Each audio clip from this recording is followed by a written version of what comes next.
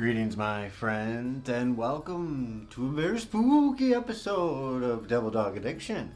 I'm your host, Late Night Nick, and it is late night, and I am Nick. So let's get into it. It's a very spooky episode. What are some of the most scary things that you can think of as an addict that could happen to you? Maybe running out of drugs. Oh, that is very spooky. Maybe running out of money. That's pretty scary too. Maybe having to grow a little bit as a person. Ha, yikes. I think a lot of addicts will be scared of that. If you're an addict, if you're an alcoholic, what are you scared of the most on this here spooky Halloween? Is this an evening that you have trouble staying sober on? Is this a holiday that you have trouble that usually you associate with drinking and drugging and boozing and going out and having a grand old time? You know, it's a Friday night and it's Halloween. So people are out there having a spooky time. What up there, Tara Check? What up there, Bobo? What up there, Stephen Match? What up there, everybody? I got my little animal here, a little smudgy wudgy, my little smudgster. He came as a pizza. He's a pizza. He's a pizza. Hey, get your paw out of your pizza. He has a pizza paw. It's a pizza cat, a pizza cat. What up there, quadruple zero? Alright, anyway, my name's Nick. This is my cat Smudge.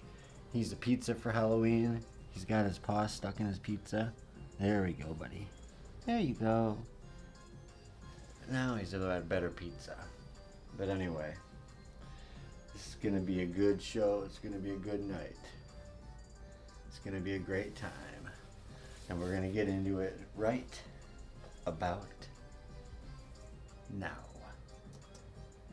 So we are here, my friends. This is Devil Dog Addiction, a very spooky episode of Devil Dog Addiction. If you've never been here before, this is the show where we get down to the nitty-gritty of what it means to be a veteran and an addict living in today's society. And right now, it's a scary time to be an addict because lots of crazy things are happening in the world of addiction.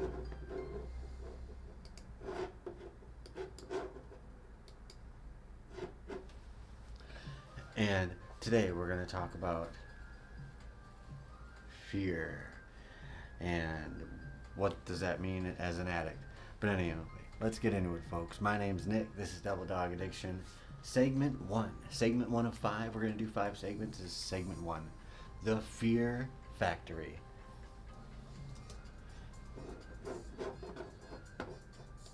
Oh, sorry about that. I get the old computer going. The Fear Factory. Welcome to Devil Dog Addiction. It's spooky night. The Halloween special. The night where monsters aren't under the bed. Oh no, they're not under the bed, my friends. They're pacing in our bloodstream. You know that, folks. Fear is tonight's main course. It smells like sweat. It sounds like shaking bones, right? We've been through withdrawal. We've had the tight legs, the creaky knees, right? The upset tummy. You know what I'm talking about. What up there, Julie Applehans? What up there, Crystal L? What up there, Kelly776? You know those whispers. You'll never make it without me, folks. You're never going to make it without my drugs. I'm the drug. You need me. You need your drug. You can't survive without it. You're so wrapped up in the need for your drug that you're never, ever going to feel good without it, right?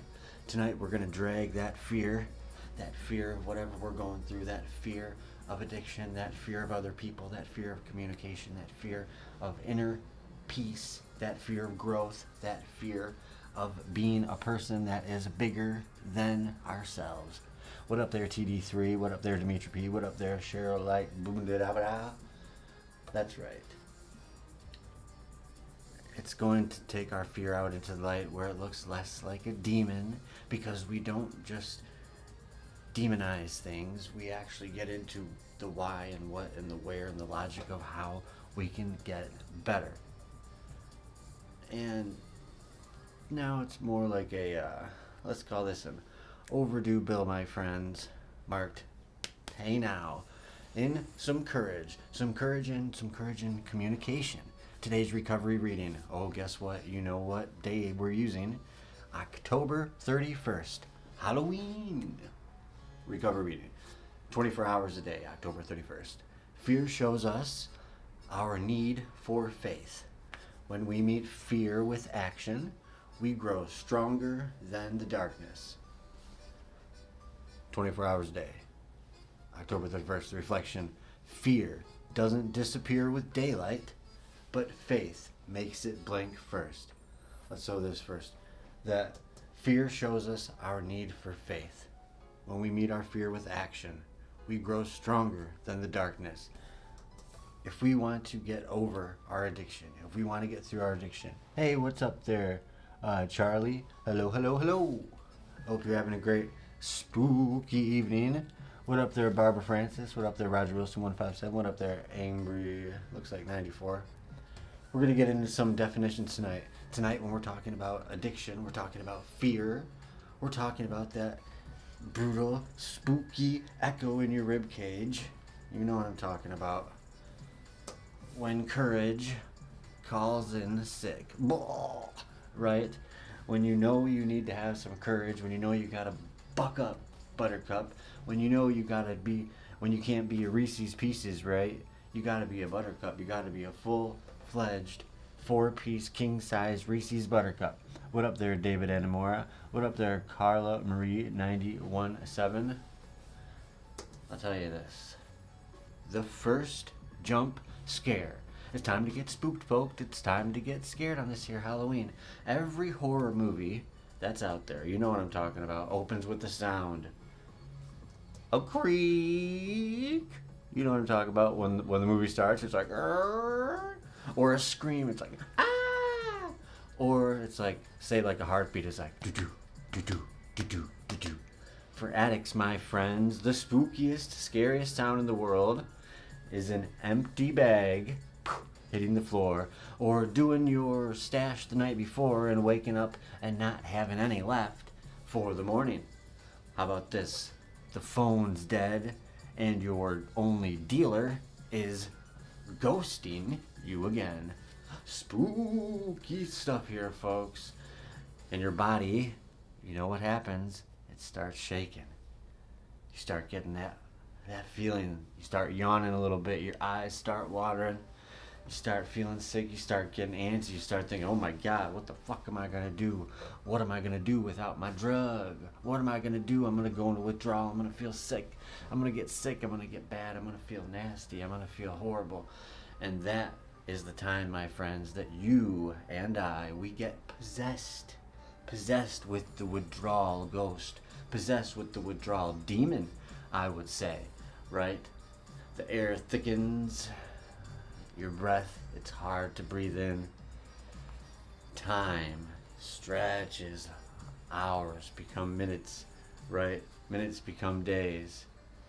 And every second without your fix, every second without your drug of choice, your needed thing, your escape, your realistic getaway from the realities of your own world, right? It's the only way you can actually truly get away from it without having to actually do much of anything, right? How about this? 73% of addicts rank the fear of withdrawal higher than the fear of dying. So you say, you want to scare me on Halloween with a Grim Reaper? Oh no. Scare me with the last needle, right? Oh no, what if you're an intravenous drug user and you only have one syringe left? Now that is some scary stuff. Now what about this? What if you use your last syringe and it gets clogged and all of the last of your stuff is still in?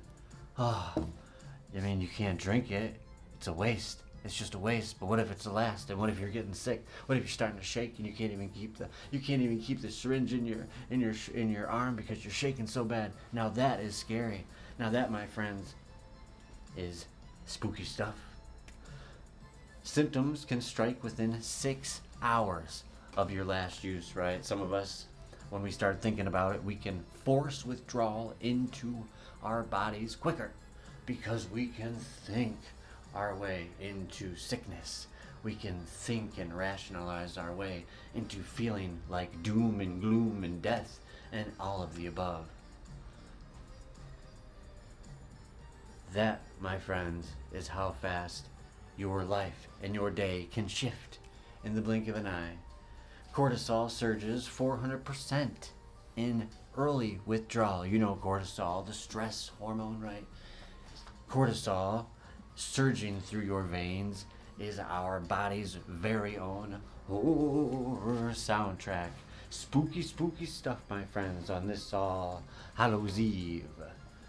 1/3 of users report phantom pains, which are aches that appear before detox even starts. So if you thought you had to go to an opera to hear the phantom, when we're talking about pain, 'tis not true. Phantom pains come to me, and they shall come to you. What's worse, running out of the drug or realizing the drug ran out of you? I think that one through, folks. How does the body become its own haunted house during withdrawal? Well, you stare at the mirror and you see versions of yourself mouthing, "Don't let me die sober, man. I need to get that drug in me." Looking at yourself in the mirror saying, "What have you done with the person that I cared about? What have you done with the person that I thought you were? What have you done with yourself?" Well, lots of us on Halloween, we like to wear different costumes and masks. We like to go out and dress up for fun. We like to pretend we're someone we're not. But those of us that are addicts and alcoholics, and those of us living double, triple, quadruple lives on a day-to-day basis, we have masks. Not one, not two, nay, three, maybe 4, 5, 6, or 7. But who we are, well, here on this Halloween, we're going to get into it deeply, because if we can admit what our fears are, then we can start to overcome them. That's right, folks. You stare in the mirror, we see versions of ourselves that we thought was this, we thought was that. But this, my friends, is the first jump in tonight's scary, scary episode. And it's not a scare, it is real. But it's time for it looks like little pizza guy wants to go down. But here, I'll give you a little thing. This is Smudge. He's a little pizza. He's a little pizza for Halloween. Pizza, pizza, pizza cat. Pizza cat for Halloween. Alright. Go on. He's probably gonna go get some food and then he'll come back and be like, "Come, let me sit up there with you." But anyway. Oh, sorry, buddy. Go on and eat. We have to finish the show. Sorry. It's time to face the beast. The beast from within, folks, and the beast from without. Here's a plot twist. Twist it up, folks. Fear and craving. Yes, fear. Fear is spooky, and then craving is vicious and evil, right? They're roommates, though. They share a lease in the brain's basement. That's right, the same corridor, the amygdala, right? It lights up, poof, whether you're terrified or you're tempted. That's right, folks. Fear and craving at night, the amygdala's panic loop, a biological haunted hallway. It's scarier than the haunted house or the haunted hotel, Tower of Terror at Disney, of course. During Halloween week, online drug buying searches climb 20%. Ghosts are not the only ones rising, folks. 44% of recovering addicts suffer vivid using nightmares. Have you ever gone out and you're trying to get some sobriety? Maybe you're in rehab and you're on your 2nd or 3rd week of sobriety and you're like, "Man, I think I'm doing good. I think I'm doing good." But then you have a dream and you use and you're like, "Oh my God, I fucking used. I just got a whole bunch of bad stuff happened. I got arrested." Then you wake up. You're like, "Oh my God, I just used in my dream." But then there comes a point when you start using in your dreams and you're like, "Oh, I'm so happy because that's the only time I can use and there's no negative repercussions." But then there comes a time when you no longer dream about drug use. And that, my friends, is a good time to look forward to. But right now, we're not living in that time because it's still Halloween and it's still scary, it's still spooky, and we're still thinking about using nightmares. Waking up drenched in not only sweat, but guilt. That's right. Laughter therapy and not spooky, scary, evil laugh either. Regular laugh therapy lowers that stress hormone. You know, we talked about when you go through withdrawals. Ooh, spooky. Cortisol levels, their hormone rises 400%. That's right. But we're talking about we want to get that stress hormones lowered by 39% at least. There, folks. Proof that humor, having a couple laughs, having a couple jiggles, having a couple jollies, having a couple hoo-hoo, hot hoots and hollies. That's right. That will get your hope up the roof. That's right, folks. So I'm telling you this, that if you want to have a better life, you need to have a little bit of laugh. And especially if you're in addiction, especially if you feel that you don't have anything to laugh about, it's time to get going. When does fear stop warning you? You know, because yeah, fear is good. You know, it helps protect you. It keeps you safe. It keeps you going. It keeps you alive. You know, it keeps you wary from the things that are going on in your world. But when does it go from helping protect you to manipulating you, or worse yet, other people or something, namely a disease called addiction, or a drug is manipulating you, or even a person, place, or thing is also manipulating you by your fear into doing something that you don't have to do? And why is laughter such a weapon against relapse and panic? Well, I'll tell you this, because fear despises laughter. Fear hates laughter. Fear might even fear laughter, but you can't be petrified and amused at the same time. You can't be laughing and freaking out at the same time in the terms of scared and over the top, full of hate, because fear turns into hate and anger at the end of the day. And every dark joke about junky nightmares or haunted veins, that's right, laughing about, thinking about a spooky ghost going in this one and coming out this one, yeah, is a victory chant over addiction. It is proof that you made it through another midnight of terror alive. That's right, my friends. If you thought that the house on the hill was haunted, then you haven't spent the night under a bridge with nothing but heroin and a needle. Well, and a few other things, but we won't get into that, because fear isn't just a villain that we use in our story tales, folks. It is a narrator of some of our stories. It tells you where the danger is and where the healing hides. The trick of recovery is learning to walk through the haunted hallway with the lights on, right? We can walk through these scary things, these scary times, these spooky dooky hallways of life, as long as we can see what's going on around us. And you can see what's going around you by learning a little bit about yourself, learning a little bit about addiction, and learning about the fear that we're going through.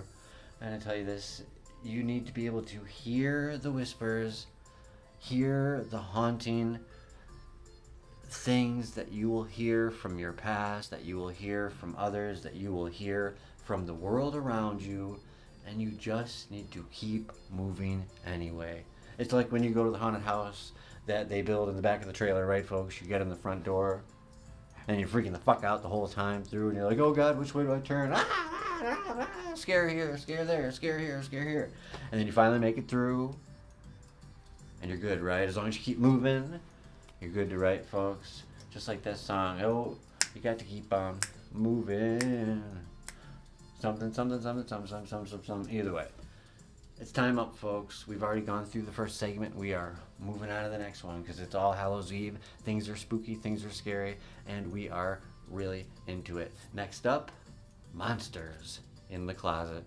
We've stared fear in the face. We named it. We talked about it. We got through it. But now we're going to open that door, because everyone's got some skeletons in their closets, and them skeletons are rattling our names. Them bones, well, they don't blink, because they've been waiting. Segment 2, Monsters in the Closet. Welcome back, my friends, to Devil Dog Addiction, the show where we get into the nitty-gritty of what it means to be a veteran and an addict living in today's society. A very spooky Halloween episode. We've done one segment, and we're doing 5. We're on to next number 2, which is the monster in the closet segment. Listen, we've made it through the fear factory. Fear can be talked about. Fear can be gone over and drilled to death. You can kick a dead horse called fear in the face until it's until it's scared, pretty much. Anyway, the body, yes, the body is the haunted house next. Now we step into something quieter but darker, the closet, because the closet is covered with skeletons. You know, the ones that we locked years ago, locked in our minds. We have many different closets in our minds. We've compartmentalized, we've closeted different fears, different things, different worries, different issues that we have tried to overcome, or different things that we have not overcome. Trauma. Anybody got some trauma out there that's maybe a little baggage, spookying down and scaring people in your life? Maybe even yourself, right? But these closets that we locked years ago, you know, the ones that knock back when we walk past, when we try to walk past them, but we still hear them in the back of our mind saying, hey, pay attention to me. Hey, think about me. Hey, worry about me. When? Now. When? In the morning. When? In the afternoon. When? At night. When?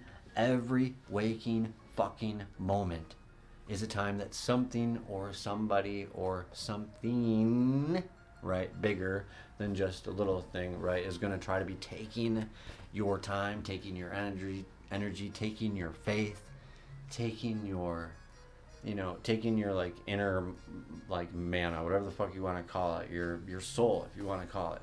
The world is an attention grabbing, scary ass place right now, and if you can't figure out how to be who you are, you're going to be in a world of hurt. But right now, folks, let's get back to it, because we could get tangent on over and over these friends, but we're going to drag these skeletons into the light and listen to some of these bones rattle out the truth. So we're going to go to recovery reading from October 31st, of course. Another NA is there. It's the helping, the sharing, the spirit of unity, the hope. NA daily meditation, October 31st. Interdependence and the spirit of unity. Reflection. The monsters shrink when 2 flashlights hit them at once. That's right, folks. So if you're walking around trying to find answer these problems, and what we're talking about today, when we're talking about problems, we're talking about spooky things, we're talking about scary monsters, we're talking about ghosts that we're trying to uncover. It's easier to do these things with another paranormal investigator. And by paranormal investigator, I mean an addict, right? Or an alcoholic, or someone crazy enough to go through this crazy world with you, that understands what it means to be a drug addict in recovery, what it means to be a drug addict trying to overcome these issues that we have as an alcoholic that has different issues that maybe can't relate with certain things in one sense of the word, but can find our similarities instead of the differences. And when you can find a way to help someone else out, what you're going through, that hard thing you're going through, it doesn't seem so hard, and you don't seem so alone. And that's all we really need in this world to get rid of some of this fear and scariness, is a little bit of connection and a little bit of friendship, a little bit of healing, a little bit of help. So let's figure this out. It's time to rattle some of these bones in the dark. Open the door slow, my friends. Hear that creak? That, my friends, is your past. It's breathing back there. It's saying, listen to me, listen to me. Inside the closet sits bottles that we've hidden, maybe some syringes, maybe some empty bags, maybe some texts that we've deleted, maybe some people that we ourselves have ghosted. Now that's spooky, right? You swore this stuff was buried. You thought, oh, you know, I can just ignore it. I can just shove it down. I can just lock it in that closet and I'll be good. But addicts do not bury things. They do not bury things good at all. If anything, let's see, what can we say? we pickle things, right? We take bad ideas and put them in some sort of vinegary, nasty, bad character, emotional, fucked up mix, and squeeze the top on that bad boy and put it on the shelf for a little bit in the back of our mind, and let it just dwell there and curdle and pickle and turn nasty, right? 64% of people in recovery say pretending everything was fine delayed help by over a year. So thinking about the average addict who lies about using 8 times per week to friends or family, 90% admit their first panic attack came from fear of being found out. So there's the real fear here, folks. The fear of being found out for who and what and how you truly are. And I saw somebody today, someone left a fucking comment on my thing. And comments are the most craziest thing on these things, because you can put some good out into the world, and people are just so quick to naysay it and be like, oh, this fucking dumbass or something like that. And they're not even smart about the meanness. But either way, when you are in your addiction and you're going along and using all the time, or you're going along and you're drinking all the time, and you're trying to hide it from the people that you care about, it fucks with you, and it makes you feel bad, and it makes you miss good times, and it makes you regret things. And if you end up living through it and looking back, maybe some people pass away, maybe a lot of people pass away, maybe you have destroyed relationships and you don't think you'll ever get them back, and all these times, and every Christmas and every Halloween and every holiday and every fall and every good time that happens and things that go together, you are not a part of these things. And that kind of sucks, right? That's a bummer. But some of us don't have that type of family unit, right?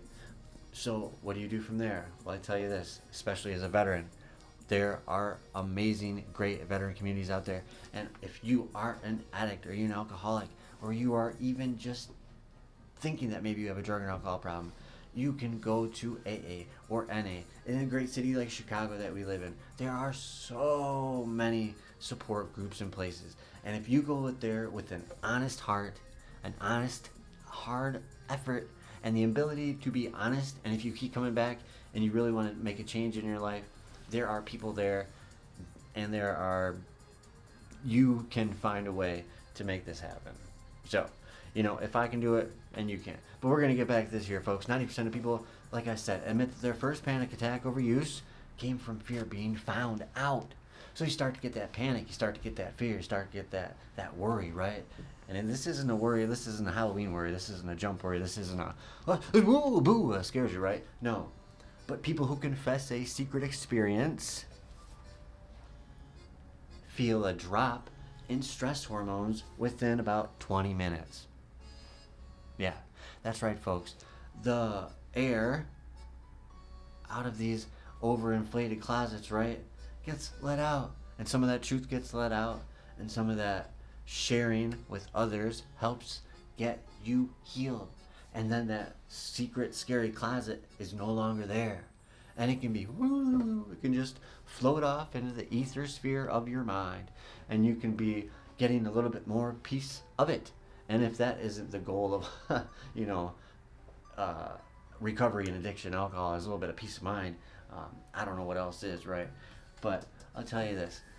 What is the difference between a secret and a lie that you've repeated so long that it has become the very costume that you live in on a day-to-day basis, and it's not even Halloween?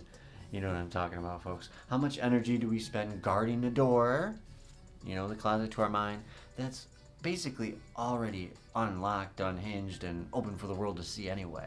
So a lot of the times when we are going through things, or we think that we are hiding our drug addiction or our alcoholism from other people, we actually aren't. It's kind of like when say like a grown-ass adult goes trick-or-treating and they put a mask on, but they still go to the door and they ring the doorbell. You open the door and you're like, what the fuck is this?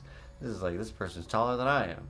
But, you can't say anything. You'd be like, "Oh, what are you, old man?" And then they take the thing off, and it's just like, "No, I'm just really tall. Why are you making fun of me? It hurts my feelings." And you'd be like, "Oh shit, man! I was just trying to make sure I wasn't giving candy to a grown ass man." But anyway, we'll get back out of that. Look, we can't be spending all this energy worrying and defending and creeping out and being spooked out and being scared and being freaked out about stuff that doesn't really matter because it's already known anyway. And even if it does get known to an even greater extent, that isn't bad, because in fact you will find out that more people support you and more people care and more people are out there that want good for you, especially in your direct day-to-day community, especially if you go out there and you try to do better and you tell people, "Hey, look, I'm trying to do better." There will be people that are willing to go through these haunted houses of life with you. And maybe even some of them may have a couple flashlights or two. Well, when do these masks that we wear start to crack? Well, when the mask cracks, then it slips a little bit. And then the skeletons in those closets, well, they step forward. You either bolt, you either get out of there, you either jolt, you either go, "Ah, I've been spooked so much," and you go, "Ah," you faint and pass out. Or, yeah, you do the crazy thing, right? You talk to it. Yikes, you talk to that skeleton in your closet. Yikes, you may be like, "What up? Tell me about them bones, dog. Tell me about them bones." Let me tell you what. The real horror story is the conversation that you have with your own guilt. The conversation that you have with your own obsession, with your own shittiness that you've done, that you've gone through, that you've put yourself through, that you've put others through, that you continue to put the people that you say you care about through on a day-to-day basis for the purpose and pleasure of the one and only moi, right? Guilt activates pain receptors like a burn, right? The brain doesn't know the difference. And when you train yourself over and over with that guilt, you're burning and you're singeing and you're spooking and scaring yourself into an early grave, folks. Yeah, I know. This takes us to back up the idea that if you are grateful and have gratitude and get rid of some of this guilt, it can help you live a longer life. You can keep that grim reaper at bay. That big old sigh that ain't gonna be come chopping your ass down at night and being like, "Hey, you coming with me, fool?" Right. But anyway, during October, that's right, Oktoberfest month, loneliness and social anxiety rise 25% for people struggling with addiction. Why do you think that is, folks? It's because we don't really know how to survive without our drugs, and a big old using holiday is full of all these drug using things, right? The word persona meant mask in ancient Greek theater. It's built to amplify your voice while hiding your face. How many of you out there have a persona? Maybe one that you wear, one that you become when you're on the street. Maybe one that you become when you're around these types of people. Maybe one you become when you're around those types of people. Maybe one that you become when you're over there, or when you're over there, or when you're over there. Whatever you need to do to blend in and to survive and to get what you need out of other people, when you use your persona to manipulate others, you're going to be in a world of shit when the world comes back around to you and you end up reaping what you have sown. People who practice fear exposure therapy are 60% less likely to relapse after trauma triggers. So a lot of us out there have trauma triggers. So if you're terrified, if you have a terrifying trauma trigger, then you need to listen to this, because it is going to scare you, and it's because you keep ducking the monster. You got to expose yourself to some healing. Why does honesty feel like a jump scare the first time you try it? Why is it so difficult to be truthful? Why is it so easy to lie? And why is it so hard to be honest? And even when you have the opportunity to be honest, and people are like, "Tell me the truth. It's okay, you can tell me the truth," and you still don't do it. Why? Why do we lie when there's things we don't need to not lie about? That is scary, my friends, because if you can't have any trust, you can't have a relationship. You can't have a relationship, you can't have communication. If you can't have communication, you can't have connection. If you don't have connection, then you're going to have isolation. And if you have isolation, then you're going to be using drugs, because if you're an addict in recovery, you can't isolate, because that is super scary, because it's dangerous. Whew. Anyway, maybe the monster in the closet isn't evil. Maybe it's just exhausted from being ignored. Because sometimes forgiveness, yes, forgiveness of yourself, forgiveness of other people, forgiveness of your addiction, is the only exorcism that works. The door is open, my friends. The doors to these creepy closets in our minds. Dust spins like ghosts in the light, my friends. You're standing in the same closet that once held your worst secrets. You are standing in the room of your worst decisions ever, and you are still breathing. You are still alive. You're still kicking, and you're still on this side of the dirt, and you're doing good, and that is proof enough that redemption fits in tight places. It fits in places we didn't think it would fit. It fits in places that maybe we didn't think we deserved it could fit in. You don't need to burn the whole closet down. You don't need to burn every scary thing in your mind to the ground. You just need to leave these lights on.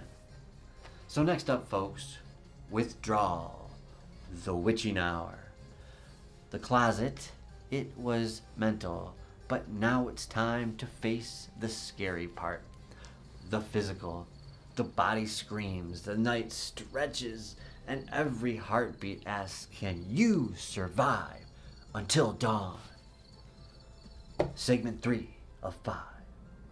Withdrawal, the witching hour. Midnight. The air is heavy. The walls breathe. Ooh, in, out. And your body, it turns traitor on you. It says it no longer wants you to be in it, or it no longer wants to be a part of you. This, my friends, is withdrawal, the witching hour of addiction, when fear gets physical and the pain is real. It's not a ghost haunting your house.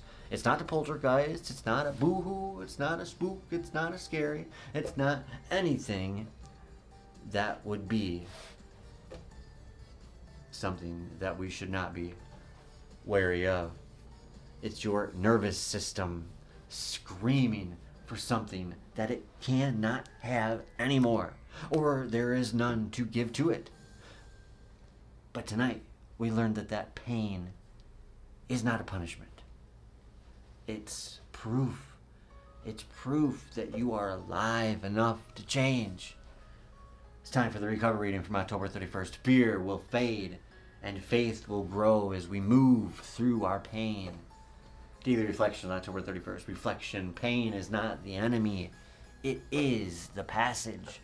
My friends, for every action, there's an equal and opposite reaction. So when you're out there getting all juiced up, all Mountain Dew, and feeling good and happy and over the top, great. Just remember, someday in the future, maybe not then, maybe not now, maybe not soon, but someday, you're gonna have to pay the piper for all them crazy nights. And if you live through those, you're gonna have some stories to tell. Withdrawal, my friends, is your body's very own exorcism, the demon that leaves claw marks on the way out. Craving, ah yes, the craving. It's the ghost that promises relief. It says, oh, if you just get one more of these, I just need one, man. I just need a sip. I just need a shot. I just need a toot. I just need a shit. I just need a stick, a stab, a syringe of anything that looks good. But it only digs the grave deeper. It only makes the hole worse. It only makes it harder to get better. It only makes it less likely that you will get better. Resilience. It's the spell, abracadabra, that turns agony, that turns hurt, that turns torture, that turns stress, that turns painful growth into that evidence that you are healing. Resilience, my friends, you can get through these things. I have faith in you because I did, and I know that you too. But this, my friends, is the time. It is time. It's the witching hour, and the body is turned on itself. It hits you hard. The sweat pools, the teeth chatter, every heartbeat feels like a drum, like a drumbeat of war. That you did not sign up for. But you can't ignore it, you can't get away from it, you can't sit still, but you can't run, because the only thing you have to run from is yourself. And you take yourself with you everywhere you go. Opioid withdrawal can begin within 6 hours and last up to 10 days. And that's for the opioids of yesteryear. Nowadays you got them synthetic opioids, and you got things like fentanyl, you got things like methadone, you got all them great things out there that you're going to get you real high, but you're going to have to pay the piper when you're getting down off of them. That's 240-hour detox of pure hellish survival. More than 80% of addicts relapse within the first 72 hours of detox, and that's because it is hard and it hurts and it twists and twaddles your mind and makes you do things that you never thought you do. But you do them, and you did them, and you do them again, and you did them again. And now you feel all that guilt, and you wonder why you feel like a tortured soul. Heart rates climb 25% during acute withdrawal, like being chased, like crawling skins, like something's coming around, someone's going to get you, but you can't even move. We fear the pain because we mistake it for death. But really, my friends, going through that withdrawal, if it's only a means of withdrawal and detox, it is leading you to the promised land. And nowadays they got medication that can help it not be so damaging and hurtful, but it still is not easy. But what would it mean to treat withdrawal like a storm that you can ride instead of outrun? You gotta ride that storm, folks, but in order to ride that storm, you gotta have some help, you gotta have some friends, and you gotta have an open mind, you gotta have an open heart, and you got to have the ability to take some suggestions, right? We shouldn't fear this pain. When I was going through it, when I was going through the worst of my detox and the worst of my withdrawals and the worst of places, multiple times, right? Because we don't get clean the first time we do it. We're like, oh, I'm never doing this shit again. Oh, I'm never doing this again. Oh, this was horrible. Man, I'll never do that again. Do that shit again like next week. Like, how many times I quit like in that 1 year? Like every other day, right? Go through withdrawal, get some more money, I'm never gonna do it again. And then get some more, and then do too much, and then, you know, when you do too much, you got to keep doing it, and then just feeling like shit and going through withdrawal, and then detoxing out of my system, be like, all right, I'm not doing it again, and then fucking doing it again, too much of my system, so I'm going through withdrawal again. You're like, fuck, man, what a terrible, terrible, terrible, terrible cycle of endless fucking misery that is the withdrawal use cycle. It is brutal, and it is bad, and it's innately human. It is human, and it is normal, my friends. There's no doubt about that. The science of survival. Somewhere around day 3, the shaking slows down. You start hearing your own thoughts again, and frankly, they don't all hate you still, right? Within 7 days of sobriety, dopamine receptors begin to repair themselves. People who complete detox are 3 times more likely to stay sober 6 months down the line. So track those small wins, because that will cut your relapse odds by 42% in early recovery. Fear exists to make you pay attention. The pain exists to help you learn lessons, not to make you quit, not to make you give up. Every tremor, every tear, every crying moment, your body reporting that healing is in the works. You are getting better, even though it feels like death. We shouldn't fear change, and this is going to be a good segue here, folks. This is the ultimate change. This is the beautiful example of physical growth and change and shedding of the old ways and growing into the new things. That is the metaphor for what we need to be doing mentally and emotionally and spiritually even, right? So, the witching hour withdrawal is not here to punish. It's not to hope to send you back to the drug, right? No, no, no. It's here to purge. It's here to what is it? You have your the inferno, and then you have it's here to give you the old purgatory, right? By dawn, though, when purgatory is done, the ghosts are quiet. They are not able to talk to you much longer. And that body that once begged for poison, the body that once said, "Give me all the drugs you have," starts whispering about gratitude, starts saying, "Hey, I'm grateful that I'm clean right now, that I don't feel so bad, and that pain, I don't have to have it anymore. I've grown from it. I've learned from it. I've decided I don't need it. I don't want it. It's not part of me, and it's just some negativity that I don't need to be a part of." And you made it through the long night. You made it through this brutal, brutal, demonic night. And the sun, oh, well, it's shining bright tomorrow. And that's proof enough that the scariest hours are sometimes the holiest and sometimes just what we need. Well, the haunted heart, folks, because when the body stops screaming, well, the feelings, they come crawling out. When the bad is there, it blocks all that good. It blocks all those emotions. It blocks all those growing pains. But once it's gone, well, you got a flurry that comes out. You got that post-acute withdrawal. You got craziness. You are emotionally raw, to say the least. But that, my friends, is where we get into the greatness of tomorrow. This has been the first half of the spookiest episode of Devil Dog Addiction there's ever been. Tune in tomorrow as we do the rest. Peace, and have a spooky night.